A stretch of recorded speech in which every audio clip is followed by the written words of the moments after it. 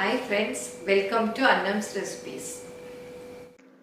ஆன்லைனில் என்னுடைய பொருட்களை வாங்கணுன்னா shop.annamsrecipes.com அப்படிங்கிற சைட்டுக்கு போனீங்கன்னா என்னுடைய ப்ராடக்ட் லிஸ்டெல்லாம் இருக்கும். அதில் எது வேணுமோ அதை செலக்ட் பண்ணி நீங்கள் வாங்கிக்கலாம். Credit card, debit card options எல்லாம் இருக்குது. நீங்கள் ஆர்டர் பண்ணி வாங்கிக்கலாம். இன்னைக்கு இந்த வீடியோவில் பால் கொழுக்கட்டை எப்படி செய்யறதுன்னு பார்க்கலாம்.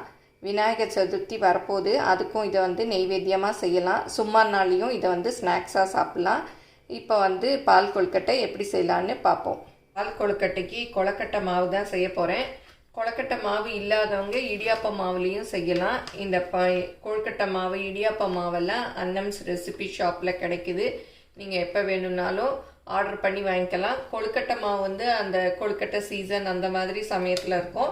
இடியாப்ப மாவு எல்லா நாளுமே கிடைக்கும். இப்போ தேவையான பொருள் பார்த்துடலாம். நான் இந்த கொழுக்கட்டை மாவில் தான் 1 கப் அளவு எடுத்து செய்ய போகிறேன்.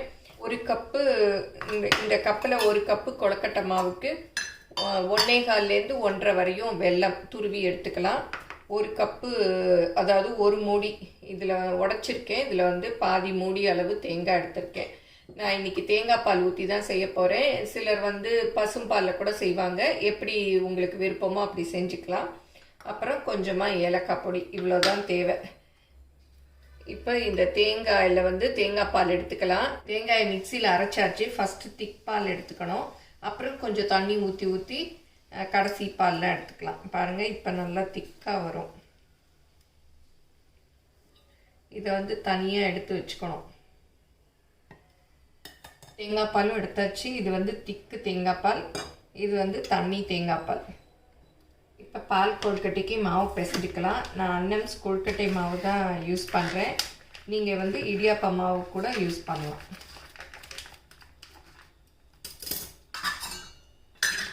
ஒரு கப் அளவுக்கு எடுத்துக்கிறேன்.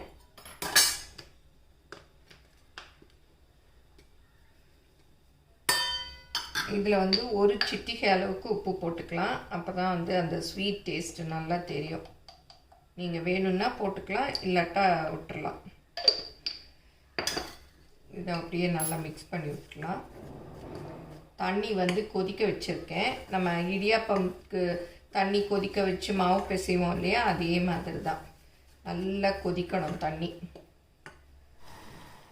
இப்போ தண்ணி பாருங்கள் எப்படி கொதிக்குது. இந்த மாதிரி கொதிக்கணும், நல்லா பபிள் வரணும். இப்போ அடுப்பை ஆஃப் பண்ணிக்கலாம்.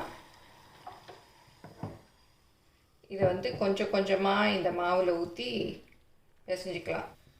நல்லா பிசைஞ்சிக்கலாம். இன்னும் கொஞ்சம் தண்ணி சுட வச்சுருக்கேன், கொஞ்சம் பத்தலை பாருங்கள். இப்போ இந்த தண்ணியும் சுட்டுச்சு, கொஞ்சம் ஊற்றிக்கலாம்.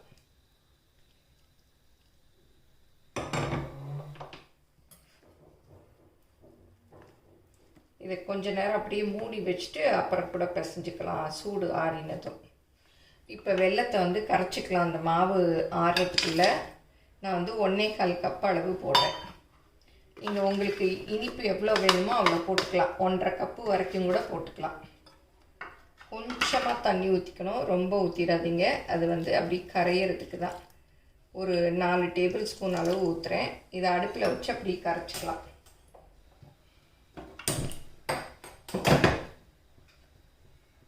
இப்போ பாருங்கள், வெல்லம் கரைஞ்சிருச்சு. நான் கொஞ்சம் தான் தண்ணி ஊற்றினேன், அதுவே பாருங்கள் நிறையா வந்துடுச்சு. அதனால் கொஞ்சம் பார்த்து ஊற்றிக்கங்க தண்ணி மாத்திரம். திறந்து பார்க்கலாம். நல்லா ஆறிடுச்சு. இதை சேர்த்து பிசைஞ்சிக்கலாம்.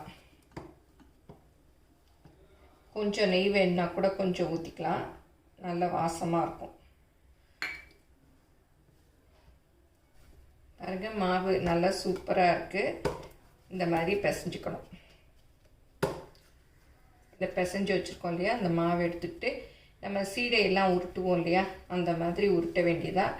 உங்களுக்கு எவ்வளோ சைஸ் வேணுமோ, சின்னதாக வேணும்னா சின்னதாக உருட்டிக்கலாம், பெருசாக வேணும்னா பெருசாக உருட்டிக்கலாம். நான் இந்த சைஸ் உருட்டுறேன்.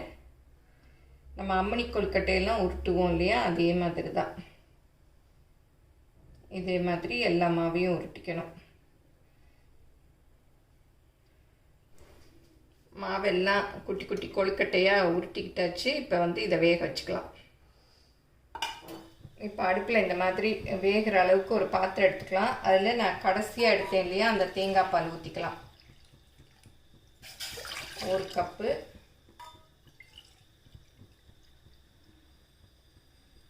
ரெண்டு கப் அளவுக்கு இருக்குது. இது நல்லா கொதித்த பிறகு தான் கொழுக்கட்டையை போடணும். இப்போ தேங்காய் பால் பாருங்கள், நல்லா கொதி வந்துருச்சு. நல்லா இந்த மாதிரி இருக்கிறச்ச தான் கொழுக்கட்டையை போடணும். கொதிக்கலைன்னா அப்புறம் வந்து கொழுக்கட்டையெல்லாம் கரைஞ்சிரும். இதில் மொத்தமாக போட்டுறாமல் கொஞ்சம் கொஞ்சமாக போடுங்க.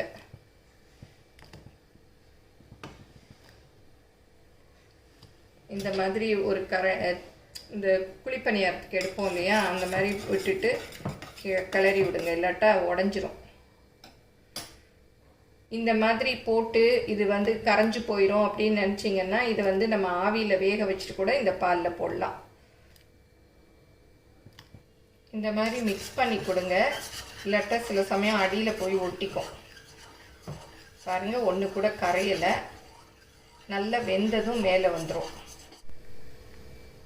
பாருங்கள், இப்போ நல்லா மேலே வந்துருச்சு கொழுக்கட்டையெல்லாம். இன்னும் கொஞ்சம் வேகணும், கொஞ்சம் பளபளன்னு வரும். இப்போ தான் கரண்டி போடணும். இப்போ வெந்துருச்சு இல்லையா, அதனால் கரண்டி போட்டாலும் உடையாது. இப்போ பாருங்கள், நல்லா வெந்துருச்சு. திக்காகிறதுக்கு சிலர் வந்து கொழுக்கட்டையில் கூட கொஞ்சம் கொழுக்கட்டை மாவு நம்ம உருண்டை போடுறோம் இல்லையா, அதுக்கு முன்னாடி ஒரு 4 உருண்டை வச்சுட்டு அதை கூட அப்படியே மேஷ் பண்ணிட்டு போடுவாங்க, நல்லா திக்காக வரும்னு. பாருங்கள், இதுவே நல்லா திக்காக தான் இருக்குது. இப்போ வெல்லத்தை ஊற்றிடலாம்.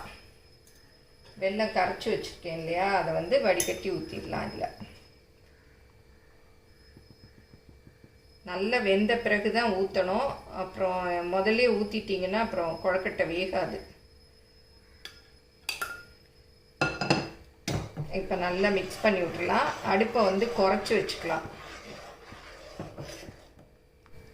இப்போ பாருங்கள், நல்லா மலமலன்னு கொதிக்குது. போதும், இறக்கிடலாம். கொஞ்சம் ஆறின பிறகு தேங்காய் பால் ஊற்றிக்கலாம். இப்போ ஏலக்காய் பொடி ஒரு 1/4 டீஸ்பூன் அளவு போட்டுக்கலாம். நல்லா மிக்ஸ் பண்ணி விட்டுலாம். நான் அடுப்பை வந்து ஆஃப் பண்ணிட்டேன். போதும், இது வந்து ஆற அப்படியே இறுகிடும். ஓரளவுக்கு ஆறிடுச்சு. இப்போ திக்கு தேங்காய் பால் 1 கப் அளவு ஊற்றுறேன்.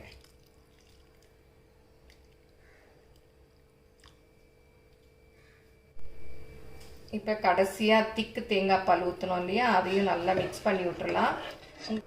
பாருங்கள், பால் கொழுக்கட்டை ரெடி. நீங்கள் என்னுடைய பொருட்களை வாங்கணுன்னா கீழே வர்ற வாட்ஸ்அப் நம்பரில் ஒரு ஹாய் போட்டிங்கன்னா எல்லா டீட்டெயில்ஸும் வரும்.